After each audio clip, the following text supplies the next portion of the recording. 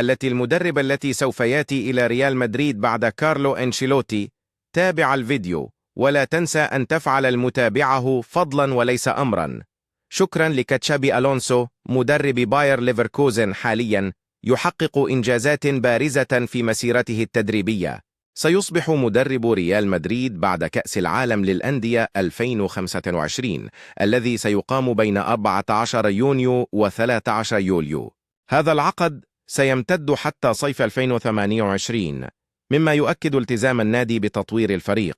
قاد تشابي ألونسو ليفركوزن لتحقيق إنجازات كبيرة أبرزها الدوري الألماني دون هزيمة، كما حقق كأس ألمانيا والسوبر الألماني مما يعكس نجاحه وتفوقه في الإدارة.